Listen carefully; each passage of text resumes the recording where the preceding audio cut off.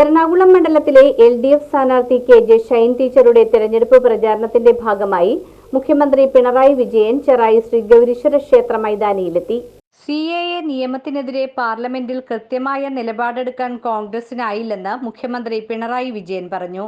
കേരളത്തിൽ നിന്നും പോയ 18 MPമാരും ഇക്കാര്യത്തിൽ നീതി കാട്ടിയില്ല. ചെറായി ഗൗരീശ്വരം മൈതാനിയിൽ LDF സ്ഥാനാർത്ഥി KJ ഷൈന്റെ തെരഞ്ഞെടുപ്പ് പൊതുസമ്മേളനം ഉദ്ഘാടനം ചെയ്ത് സംസാരിക്കുകയായിരുന്നു മുഖ്യമന്ത്രി. കാശ്മീരിന്റെ സംസ്ഥാന പദവി എടുത്തു കളഞ്ഞപ്പോഴും ഇവർ മിണ്ടിയില്ല.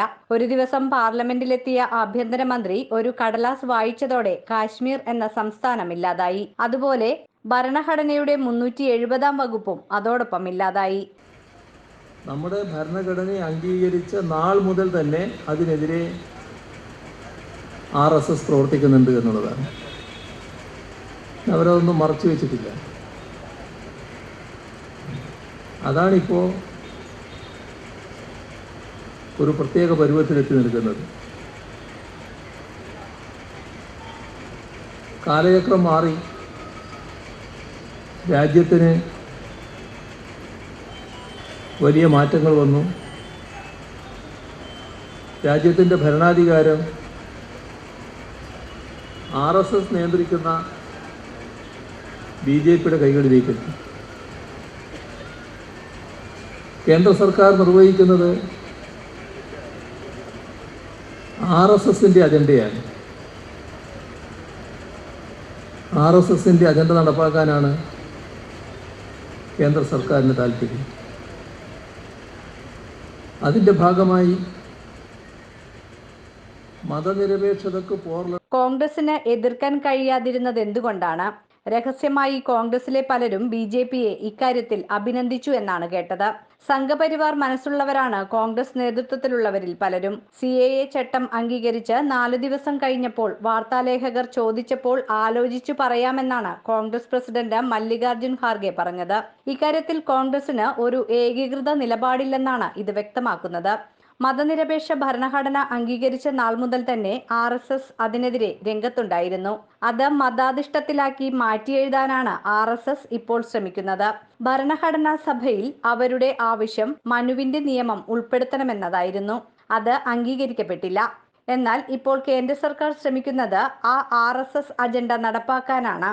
പൗരത്വത്തെക്കുറിച്ച് ഭരണഘടന വിഭാവനം ചെയ്യുന്നത് ഏതെങ്കിലും മതവിഭാഗത്തെയല്ല, മറിച്ച് ഇവിടെ ജീവിക്കുന്നവരെല്ലാം നിയമത്തിനു മുന്നിൽ തുല്യതയാണ് ഭരണഘടന ഉറപ്പു നൽകുന്നത്.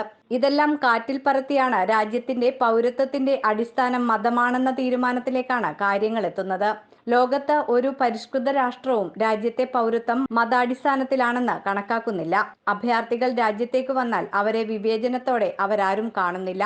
എന്നാൽ ഇന്ത്യയിൽ പൗരത്വ നിയമം വന്നപ്പോൾ സൗഹൃദ രാഷ്ട്രങ്ങളടക്കം അതിനെ തള്ളിപ്പറഞ്ഞിരിക്കുകയാണ്. അമേരിക്ക പോലും തള്ളിപ്പറഞ്ഞു. ഐക്യരാഷ്ട്രസഭ പോലുള്ള ലോക സംഘടനകളും തള്ളിപ്പറഞ്ഞു.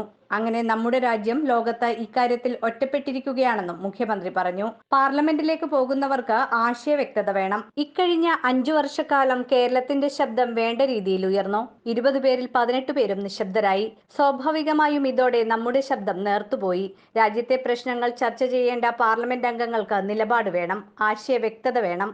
ഇക്കാര്യം ഉറപ്പാക്കുന്നതായിരിക്കണം ഈ തെരഞ്ഞെടുപ്പ്. KN ഉണ്ണികൃഷ്ണൻ MLA ചടങ്ങിൽ അധ്യക്ഷനായിരുന്നു. സ്ഥാനാർത്ഥി KJ ഷൈൻ, മന്ത്രി P രാജു, CPIM ജില്ലാ സെക്രട്ടറി CN മോഹനൻ, NCP സംസ്ഥാന പ്രസിഡന്റ് PC ചാക്കോ, സംസ്ഥാന ട്രഷറർ PJ കുഞ്ഞുമോൻ, സംസ്ഥാന secretary KR Subhash, professor KV Thomas, LDF parliament മണ്ഡലം chairman KM Dinakaran, general convener Gopi Kottamurikkal, മുൻ മന്ത്രി S ശർമ്മ, മുൻ MLA P Raju, Kamala Sadanandan, Kerala Congress ജില്ലാ president Tommy Joseph, ML Sivadas, Janata Dal ജില്ലാ vice president KK Velayudhan, CPIML നേതാവ് ചാൾസ് ജോർജ്, കോൺഗ്രസ് എസ് ജില്ലാ പ്രസിഡന്റ് അനിൽ കാഞ്ഞിലി, LDF മണ്ഡലം chairman KL Dileep Kumar, secretary AP Prinil എന്നിവർ പങ്കെടുത്തു. ചെറായിലെ ആർട്ടിസ്റ്റ് ജോഷി ട്രസ്റ്റ് ലാൻഡ് വരച്ച പിണറായിയുടെ ചിത്രം AP പ്രിനിൽ പിണറായിക്ക് കൈമാറി.